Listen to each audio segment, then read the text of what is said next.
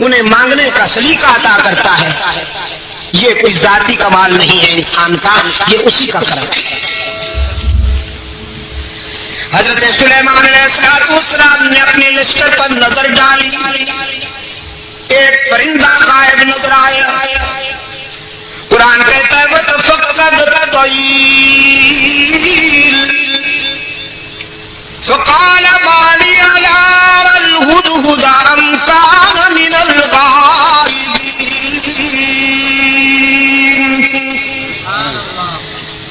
حضرت سلیمان علیہ السلام نے پرندے کو غائب پایا. فرمانے لگے کیا بات ہے، مجھے ہدہد نظر نہیں آ رہا. ذرا دیکھو لشکر کے کسی کونے میں چھپا بیٹھا ہے یا پھر میری اجازت کے بغیر کہیں چلا گیا ہے. تلاش کرو. یہ ہدہد جانتے ہیں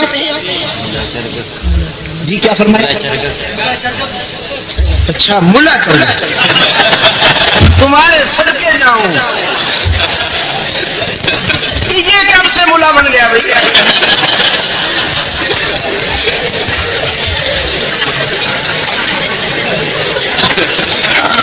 اور آپ کو یہ بات کس نے دی ہے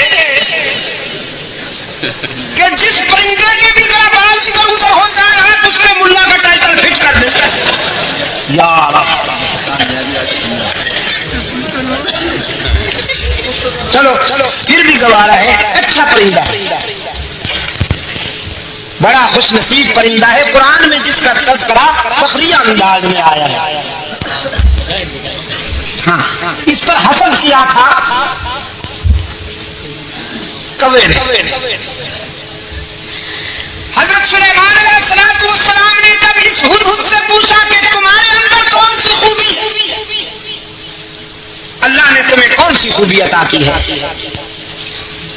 تو یہ کہنے لگا اللہ کے نبی مجھے اللہ نے یہ خوبی عطا فرمائی ہے کہ میں خشک زمین کو دیکھ کر اندازہ کر لیتا ہوں کہ پانی کتنا دور ہے.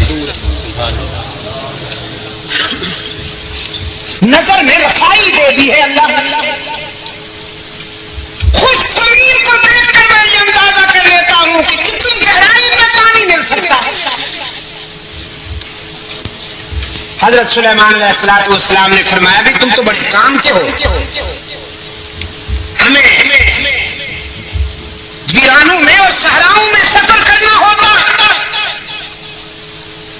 تو ہم کیوں نہ تمہاری اس استعداد سے کام لیں، اس صلاحیت سے کام لیں. بس تم ہمارے ساتھ رہا کرو، ہمارے ہم سفر رہا کرو تاکہ ہم تیری اس خداداد صلاحیت سے کام لے سکیں. اللہ کے نبی نے ہدہد کو اپنا مقرب بنا لیا، اپنا ہم سفر بنا لیا. کوے میاں سے برداشت نہ ہوا. یہ کوا جانتے ہیں نا، کالے لباس والا مسٹر بلیک ہی.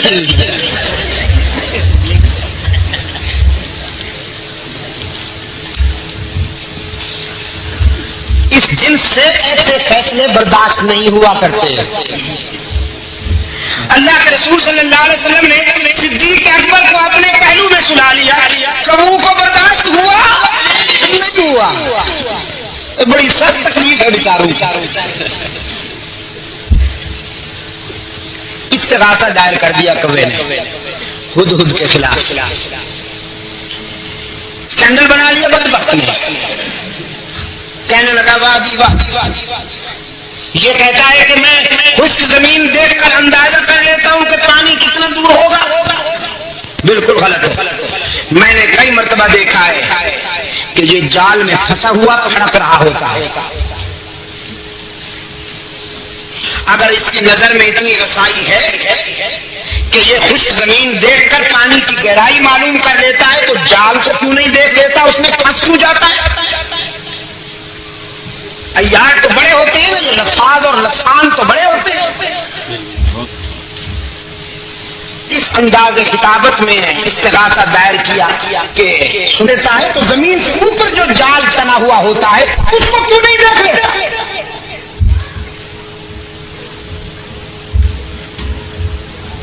حضرت سلیمان علیہ السلام کی عدالت میں طلبی ہو گئی ہدہد کی. قوابی برادری سمیت آپس.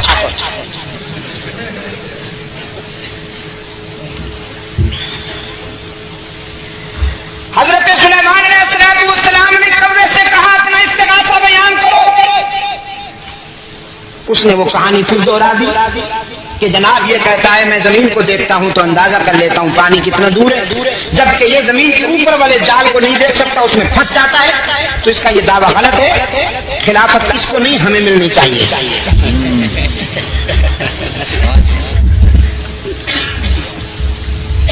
مولانا رومی رحمت اللہ علیہ نے اس سوال و جواب کو منظوم کر دیا ہے اپنی مثنوی میں.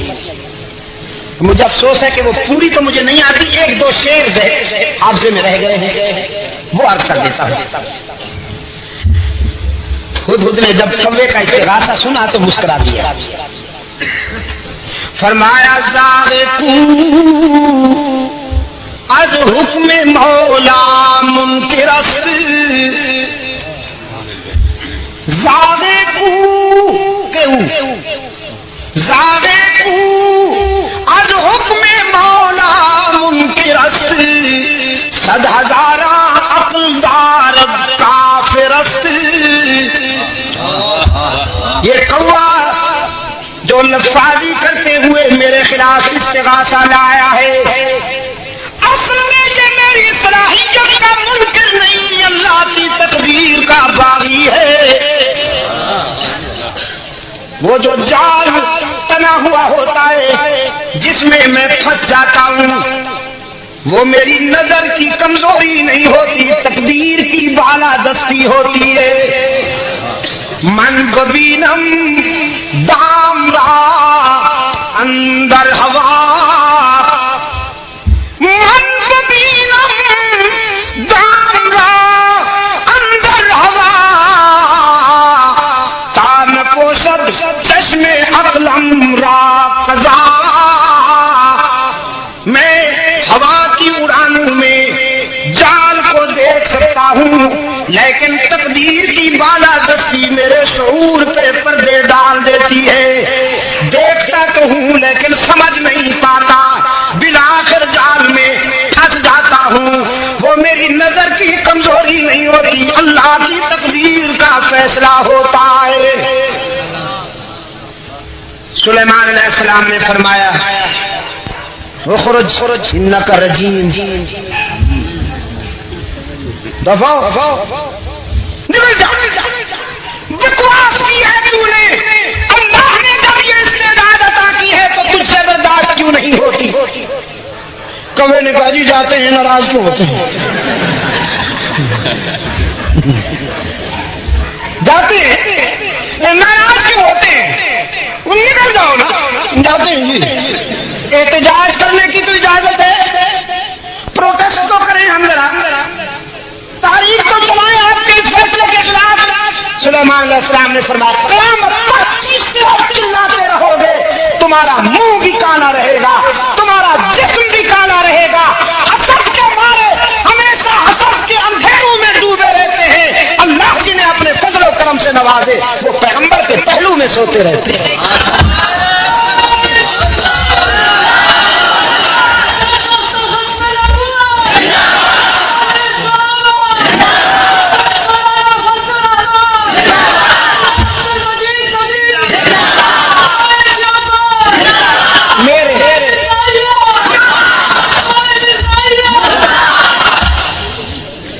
اچھا، کچھ دوستوں کو نعرے کے ذریعے تقریر کا شوق ہوتا ہے، یہ بڑے ہوشیار ہوتے ہیں. یہاں تو انہیں ارشاد الحق وقت دیتا نہیں مائک پر، پھر نعرے کے ذریعے وہ بہرحال چھوٹی موٹی تقریر تھوڑے تھوڑے ٹکڑوں میں فرما ہی دیتے ہیں. تو میرے عزیز دوستو، ہدہد کے متعلق میں عرض کر رہا تھا.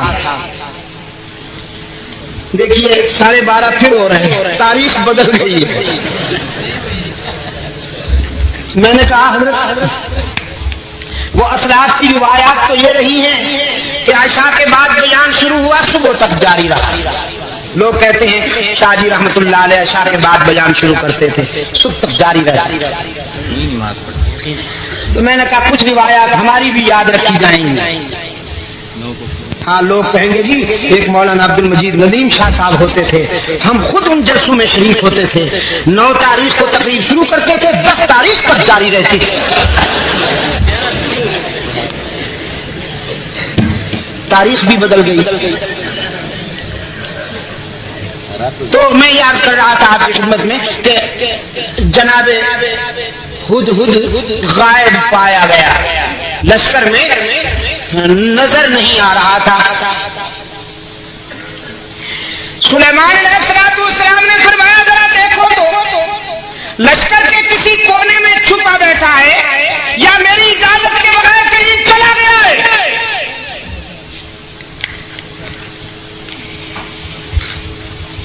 حضرت سلیمان علیہ السلام کے رضاکاروں نے پورے لشکر کا جائزہ لیا، دیکھا کہ ہدہد نہیں۔ سلیمان علیہ السلام کی خدمت میں رپورٹ پیش کی گئی کہ اللہ کے نبی وہ واقعی یہاں نہیں ہے اور کہیں جا چکا ہے۔ فرمایا لَأُعَذِّبَنَّهُ عَذَابًا شَدِيدًا لَأُعَذِّبَنَّهُ عَذَابًا شَدِيدًا أَوْ لَأَذْبَحَنَّهُ أَوْ لَيَأْتِيَنِّي بِسُلْطَانٍ مُبِينٍ۔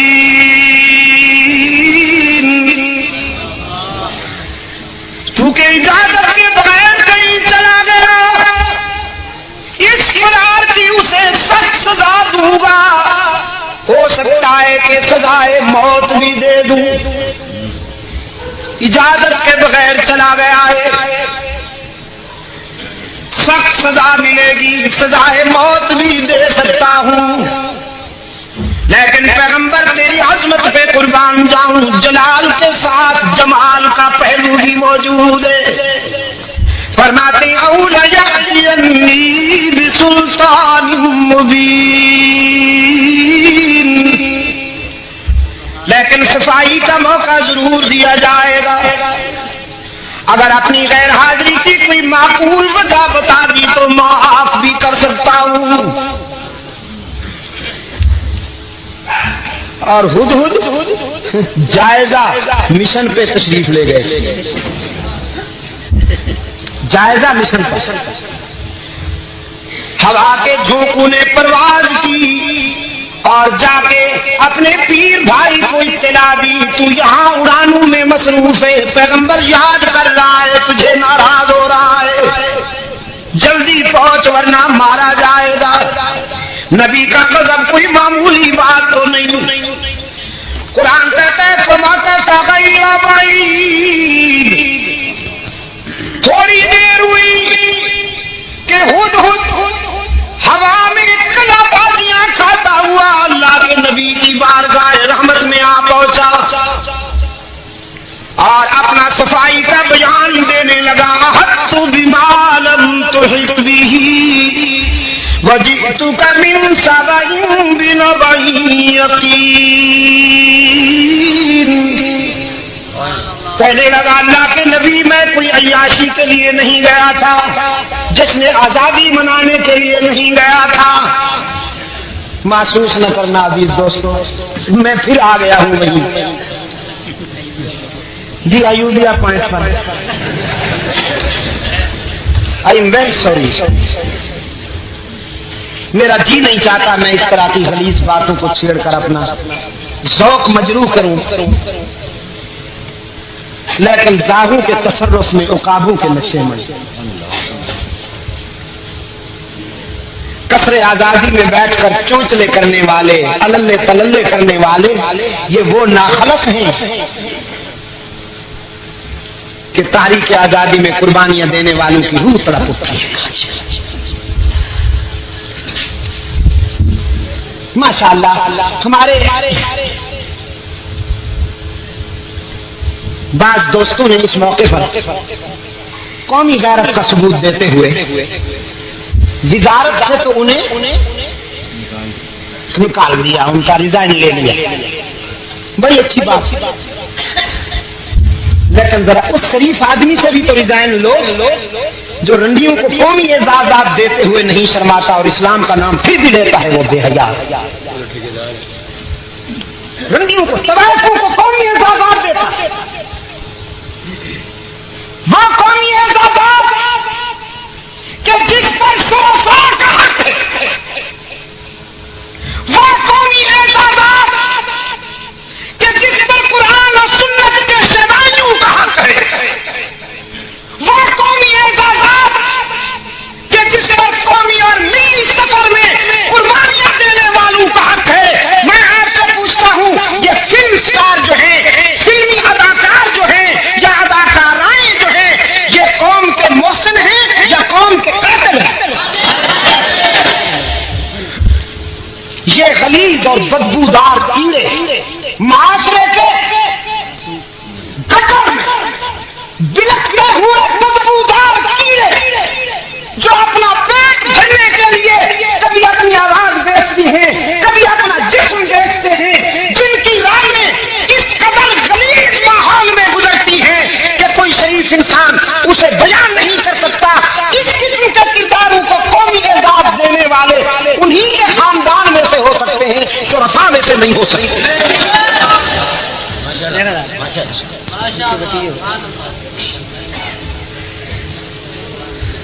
ایوب تنولی صاحب نے کوئی انوکھا جرم تو نہیں کر لیا، جب بڑے طوائفوں کو اعزازات دیں، طبلہ سرنگی بجانے والوں کو ہتھی کے شاباش،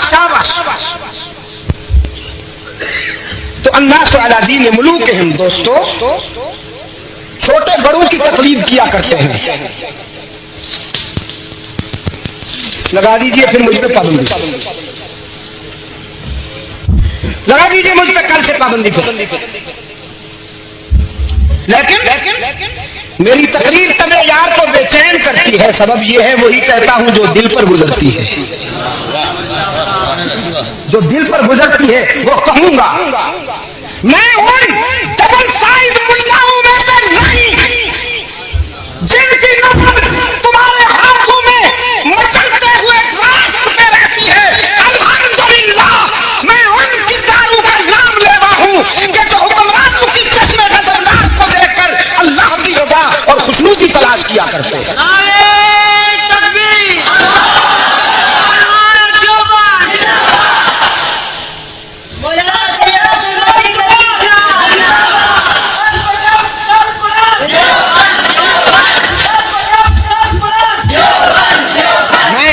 پوچھتا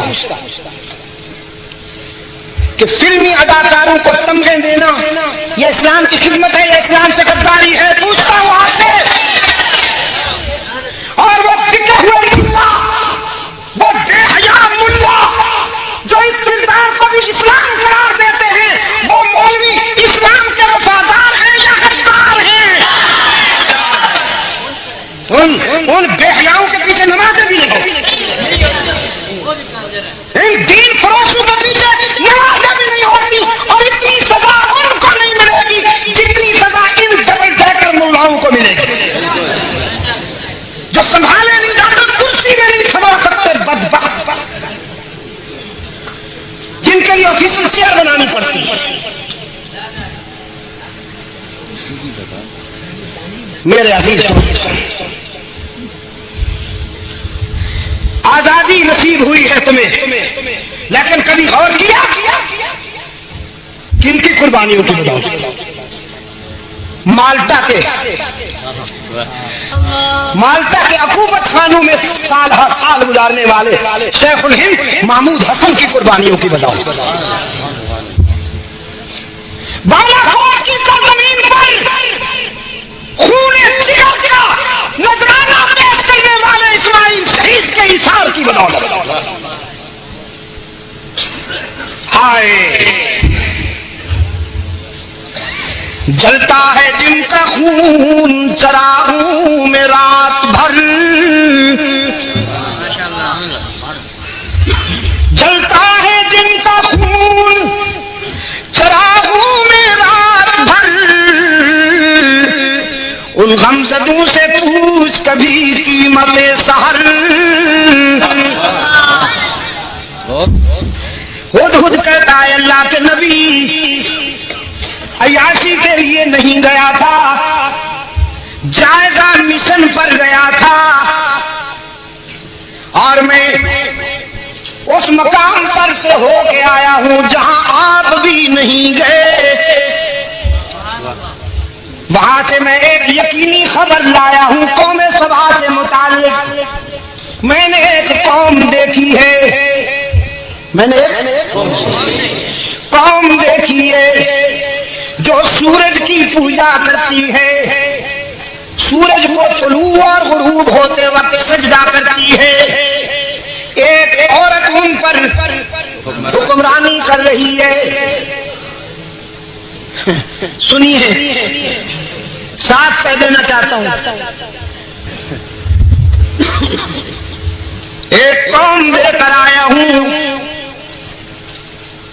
سورج کو پوجا کرتے ہیں، سجدہ کرتے ہیں وہ بدبخت، ایک عورت ان پر حکمرانی کرتی ہے۔ تو اللہ کے نبی آگے بڑھنے سے پہلے اس قوم کا پوسٹ مارٹم کر لینا چاہیے۔ یہ زنخی قوم، یہ زنمری، جنہوں نے ایک عورت کو سربراہ بنا رکھا ہے، پہلے ان کی طبیعت ٹھیک کر لینی چاہیے، پھر آگے بڑھیں گے۔ سلیمان علیہ السلام نے فرمایا بھئی واقعی تو بڑا عجیب ہے، کیسی عجیب خبر لائے ہیں؟ فرمایا ایسے یلغار نہیں کرتے، دیکھو پیغمبر کا انداز دیکھو، پیغمبر کی عسکری مہم میں بھی رحمت کا فرما ہوتی ہے۔ فرمایا پہلے خط لکھتا ہوں بلقیس کے نام، جاؤ میرا خط پہنچاؤ اسے، اگر وہ